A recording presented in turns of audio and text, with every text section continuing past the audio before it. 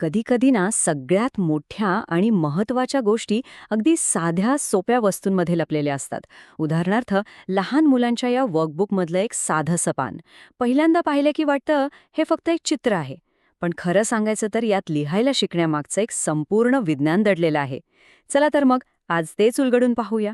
हे आहे बघा ते पान. आणि याचं शीर्षक आहे, मला घरापर्यंत पोचव. किती सोपं आणि गोंडस वाटतंय नाही का? काही प्राणी दिलेत आणि त्यांची घरं दिली आहेत आणि त्यांना फक्त त्यांच्या घरी पोचवायचं आहे. म्हणजे वरवर पाहिलं तर हा एक साधा खेळच वाटतो. पण मग प्रश्न हा आहे की हा खरंच फक्त एक चित्रकलेचा खेळ आहे का? की याच्या मागे काहीतरी खूप खोल, काहीतरी पायाभूत असं विज्ञान दडलंय? चला, आज याच प्रश्नाचं उत्तर शोधूया आणि पाहूया की हे साधंसं दिसणारं पान लेखनाच्या प्रवासातली पहिली आणि सगळ्यात महत्त्वाची पायरी कशी ठरते. ठीक आहे. तर सगळ्यात आधी ह्या पानावरील सर्वात स्पष्ट कामाबद्दल बोलूया. म्हणजे जे आपल्याला पहिल्यांदा बघितल्यावर दिसतं. हे एक प्रकारे बौद्धिक काम आहे. प्राण्यांना त्यांच्या योग्य घराशी जोडणं. हो, म्हणजे हा एक सरळ सरळ जोड्या जुळवण्याचा खेळ आहे. मुंगी तिच्या वारुळात जाणार, ससा बिळात आणि पक्षी घरट्यात.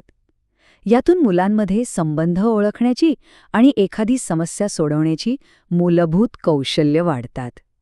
पण खरी गंमत इथे नाहीये, ती तर पुढे आहे. आता येऊया या पानाच्या खऱ्या उद्देशाकडे. आणि तो उद्देश ना त्या तुटक रेषांमध्ये लपलेला आहे. म्हणजे मुद्दा फक्त प्राणी आणि घर जोडण्याचा नाहीये, तर ती रेषा कशी काढली जाते याचा आहे. चला, या प्रत्येक मार्गावर जरा बारकाईने नजर टाकूया.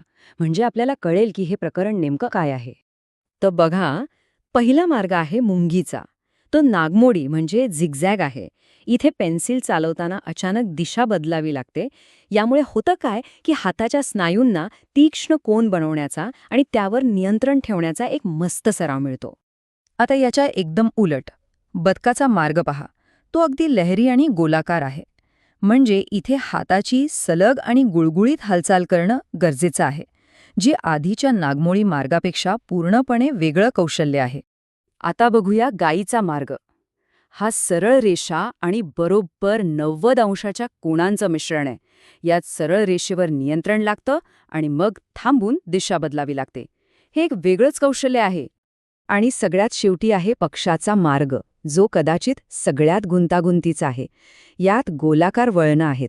अनेक अक्षरं लिहिण्यासाठी जी हाताची गोलाकार हालचाल लागते ना, ती याच सरावातून विकसित होते. मग एक प्रश्न साहजिकच मनात येतो की इतके वेगवेगळे आणि वेडेवाकडे मार्ग का दिले आहेत? सरळ रेष का नाही दिली? या सगळ्या विविधतेमागे नक्की काय उद्देश असू शकतो? याचं उत्तर शोधायला आपल्याला कुठे बाहेर जायची गरज नाहीये. ते उत्तर ह्याच पानावर लपलेलं आहे. चला, आता या पानाचं खरं रहस्य उलगडूया. पानाच्या अगदी तळाशी दिलेल्या या सूचनांकडे जरा लक्ष द्या. इथेच या सगळ्या खेळाची खरी किल्ली आहे. कारण इथेच या अभ्यासाचा स्पष्ट उद्देश लिहिलेला आहे. सूचना अगदी स्पष्ट आहे. विद्यार्थ्यांची वाचनपूर्व व लेखनपूर्व तयारी करून घ्यावी. याचा अर्थ काय? तर हा फक्त खेळ नाही, ही एक अत्यंत विचारपूर्वक केलेली शैक्षणिक तयारी आहे. हे पान मुलांचे हात आणि मेंदू दोन्हींना अक्षरं लिहिण्यासाठी तयार करतंय. तर मग ही लेखनपूर्व कौशल्य म्हणजे नेमकं काय? सोप्या भाषेत सांगायचं तर ही ती मूलभूत कौशल्य आहेत जी मुलांना अक्षरं काढायला शिकण्याआधी आवश्यक असतात. यात हाताच्या लहान स्नायूंवर नियंत्रण मिळवणं आणि वेगवेगळे आकार ओळखण्याची क्षमता येते. चला, आता आपण हे समजून घेऊया की हा साधा सोपा रेषा काढण्याचा खेळ साक्षरतेचा इतका मजबूत पाया कसा तयार करतो. तर महत्वाचा मुद्दा हा आहे की प्रत्येक मार्गाचा एक विशिष्ट उद्देश आहे. बघा, नागमोडी आणि चौकोनी मार्ग AFTL सारख्या सरळ रेषा आणि कोन असलेल्या अक्षरांसाठी हात तयार करतात. तर दुसरीकडे लहरी आणि गोलाकार मार्ग SOCB सारख्या वक्र अक्षरांसाठी जी सलग हालचाल लागते ती शिकवतात. आणि गंमत म्हणजे ही पद्धतही खूप विचारपूर्वक बनवली आहे. सूचनांमध्ये लिहिलंय की आधी बोटाने गिरवायचं, मग पेन्सिलने, आणि मग अशाच प्रकारच्या इतर कृती करत राहायच्या.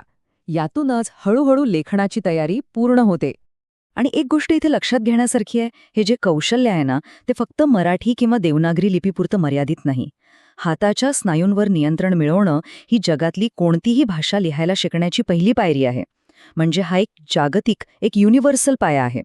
तर पुढच्या वेळी जेव्हा एखादी अशी साधी दिसणारी गोष्ट आपल्यासमोर येईल तेव्हा क्षणभर थांबून विचार करायला हवा. काय सांगावं, कदाचित त्यातही असंच काहीतरी मोठं विज्ञान लपलेलं असेल. आणि मग प्रश्न हा उरतो की आपल्या आजूबाजूला अशा आणखी कोणत्या साध्या गोष्टी आहेत ज्या खरं तर खूप गुंतागुंतीची शिकण्याची साधनं आहेत. विचार करण्यासारखी गोष्ट आहे नाही का?